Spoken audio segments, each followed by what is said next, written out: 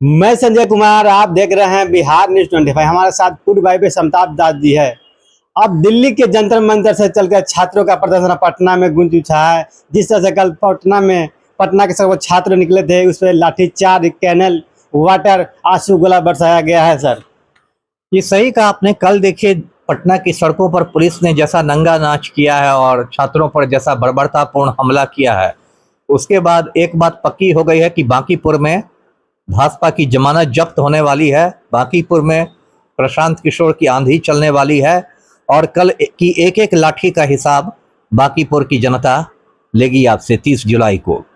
देखिए, आप जानते हैं अभी इस पूरे देश में जो युवा पीढ़ी है, जेन जी है, वो सड़कों पर है। देश में एक आप कह सकते हैं क्रांति हो गई है। 20 जुलाई को ही वो क्रांति शुरू हो गई, जब संसद कूच कर रहे बच्चों पर बहुत ज़्यादा हमले किए गए, कातिलाना हमले किए गए। और उसके बाद जो कहते हैं कि जब जब मोदी डरता है पुलिस को आगे करता है, तो मोदी ने सोचा था कि पुलिस से वो कुचलवा के, लड़कियों के कपड़े फड़वा के वो बच्चों को डरा देंगे, लेकिन इसका उल्टा हो गया। जंतर मंतर पर और ज़्यादा भीड़ हो गई, और ज़्यादा। और पहले सिर्फ धर्मेंद्र प्रधान के इस्तीफे की मांग होती थी, अब नरेंद्र मोदी के इस्तीफे की मांग होने लगी है। फिर विपक्ष के नेता राहुल गांधी ने प्रधानमंत्री आवास को घेर लिया सांसदों के साथ, उनके साथ धक्का मुक्की हुई, उनकी नाक से खून निकल गया। अब राहुल गांधी ने कल एक दिलचस्प बात कही अपने प्रेस कॉन्फ्रेंस में कि जो पुलिस वाले मुझे घसीट रहे थे वो मेरे कान में कह रहे थे कि सर इस सरकार को हटाइए, सर इस सरकार को हटवाइए। तो ये स्थिति हो गई है।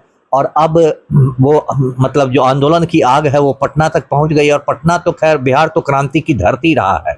यहाँ 1974 में इतना बड़ा छात्र आंदोलन हुआ था, जेपी के नेतृत्व में, कि इंदिरा गांधी की कुर्सी चली गई थी। और कल भी ऐसा ही नज़ारा देखना पड़ा। कल देखिए आइसा का राजभवन मार्च था। आइसा का मतलब होता है ऑल इंडिया स्टूडेंट्स एसोसिएशन। ये भाकपा माले की छात्र इकाई है, लेकिन इसमें बाकी लड़के लड़कियां जो कि आइसा से नहीं भी जुड़े हुए हैं वो भी शामिल हो गए, क्योंकि सबका भविष्य खतरे में है पेपर लीक होने की वजह से। और इनको डाक बंगला चौराहे पर रोकने की कोशिश की गई, लेकिन बहुत उग्र भीड़ थी। ये लोग बैरिकेड उठा उठा के भागने लगे। उसके बाद देखिए वाटर कैनन छोड़ा गया, ठंडे पानी की बौछार। तो इस गर्मी में जब आप वाटर कैनन छोड़िएगा तो और सब मस्त हो जाएंगे, ठंडा ठंडा कूल कूल। तो सब उसमें नाचने लगे सारे बच्चे। और उसके बाद पटना पुलिस ने मतलब समझिए हथियार डाल दिए कि हमसे नहीं संभलेगा। उसके बाद अर्धसैनिक बलों को बुलाया गया, जो पैरामिलिट्री फोर्स होता है, बीएसएफ यानी सीमा सुरक्षा बल, सीआरपीएफ यानी केंद्रीय रिजर्व पुलिस बल, आपको सीआईएसएफ केंद्रीय औद्योगिक सुरक्षा बल, ये लोग के पैरामिलिट्री फोर्स आए। इसके बावजूद बच्चे बढ़ते गए और एकदम राजभवन, सीएम हाउस और विधानसभा के करीब पहुंच गए। मतलब कल तो लग रहा था कि पटना में बिल्कुल क्रांति की स्थितियां बन गई थी। और गोदी मीडिया के रिपोर्टरों पर भी हमला हुआ। ऐसे में हिंसा को सही नहीं मानता, लेकिन गोदी मीडिया के रिपोर्टर्स की पिटाई हुई। प्रशांत झा हैं, ये जी न्यूज़ वाले, उनकी पिटाई हुई। बाकी भी गोदी मीडिया वालों पर हमला हुआ।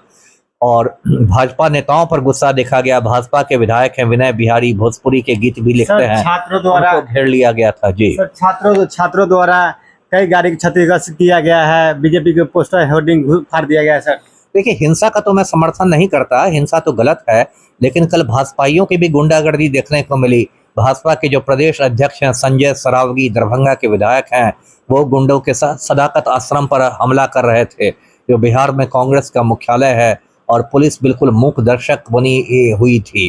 तो फिर कांग्रेसी कार्यकर्ताओं ने भी पलटवार किया, वहाँ मतलब मारपीट हो गई। तो भाजपा की तरफ से गुंडागर्दी करने की भी कोशिश की गई।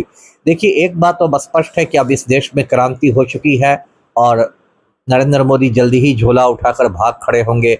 कितना भी आप बल प्रयोग कर लें, कोई भी जो बड़ा आंदोलन होता है, ये हिंदुस्तान कोई छोटा मोटा देश नहीं है। 142 करोड़ आबादी हिंदुस्तान की। आबादी के हिसाब से अब चीन को पीछे छोड़ चुका है इंडिया, नंबर 1 देश है आबादी के हिसाब से।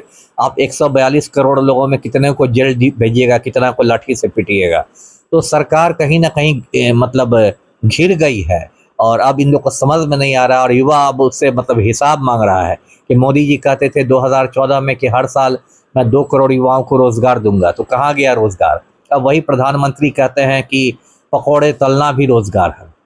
तो युवाओं का गुस्सा है कि हम 16-16 घंटे डेली पढ़ाई करते हैं पकौड़े तलने के लिए। तो ये पूरा गुस्सा है, और इसलिए अब धर्मेंद्र प्रधान के इस्तीफे की बात भी खत्म हो गई है।